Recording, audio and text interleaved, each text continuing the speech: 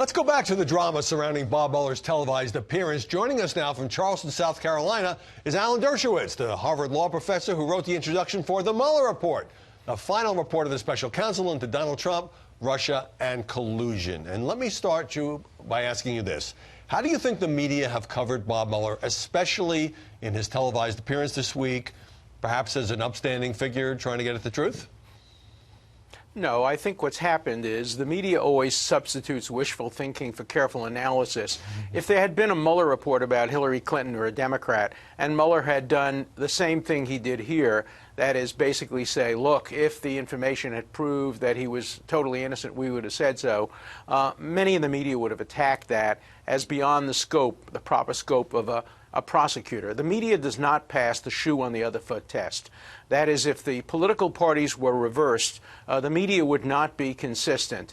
It would always accept kind of its ideology over reporting. And I think particularly pundits, the reason so many pundits have been wrong in predicting things, and the reason I've been right about predicting almost everything, is not that I'm any smarter. It's just that I don't substitute wishful thinking for careful legal analysis. Now, you say that until his televised appearance, you were basically defending Bob Mueller as not being a partisan who favored one side or the other. First of all, did you get a lot of grief on that from your liberal friends? Of course I did, and from both sides. I get grief from both sides constantly because I don't satisfy either side by my hopefully neutral analysis. But I had never thought that he was a partisan. But when he made that statement, he not only put his thumb, he put his elbow on the scale. It was clearly intended to encourage impeachment by the House.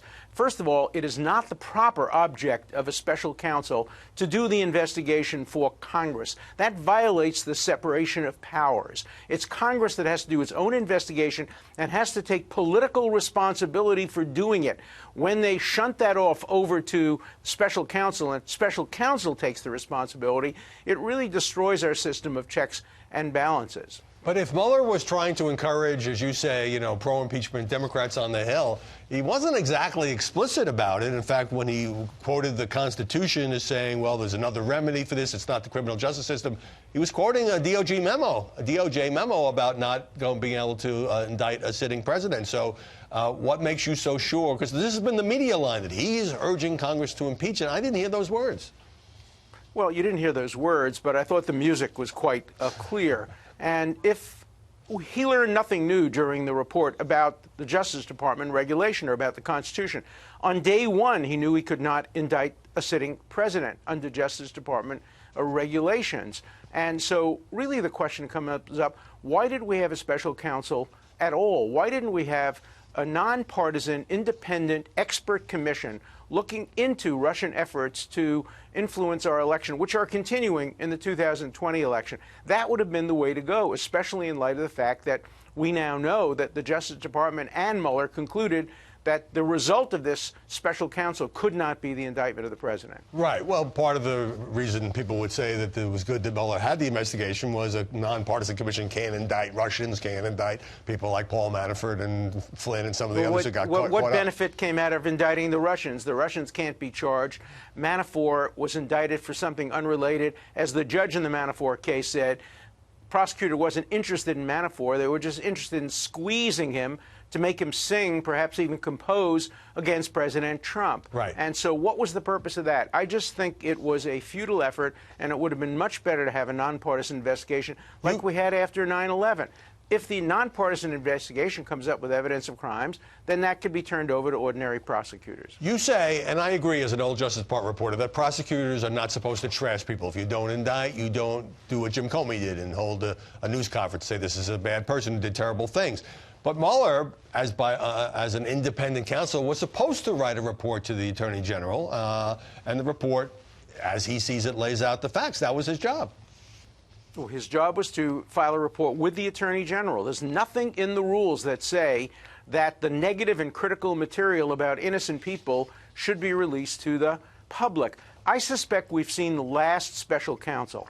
I hope Congress will have hearings to try to determine whether or not special counsel should be trashed the way the special prosecutor was. I think we have seen the death knell of special prosecutors, special counsel. I think, and I hope, the Mueller report is the last special counsel report we ever had. It's inconsistent with the role of prosecutors, it's inconsistent with the presumption of innocence, and it's inconsistent with the constitutional system of separation of powers. Well, it does raise the question of how an administration would investigate itself. But let me move on to this. You wrote in The Hill, shame on Mueller for abusing his position of trust. Those are really strong words, obviously, against the former FBI director. Would you also say that President Trump has gone too far with his constant personal attacks on Mueller, 18 angry Democrats, witch hunt, and a hoax, and all of that? When a person is the subject of an investigation, he or she has the right to fight back. Would I have chosen different words? Of course, that's the president's style. But I think there's an enormous difference between those conducting an investigation and those who are the subject of the investigation. People choose. Some choose to ignore the investigation, remain silent. Some choose to fight back. You know, I didn't vote for President Trump, but the people who did understood what they were getting. They were getting a man who was always going to fight back and never going to sit back and simply say, well, I accept this, let the process go forward. Professor, I've got half a minute. Judge Andrew Napolitano, Fox's senior judicial analyst, takes a somewhat different view. He says what Mueller is saying is we could not say he did not commit a crime, the president did not commit a crime, fill in the blank, because we believe he did. Do you disagree with Judge Knapp's analysis? I fundamentally disagree. I like Judge Napolitano, but I really want to challenge him to a debate. I want Fox to show that they present both sides of the issue, unlike some of the other media.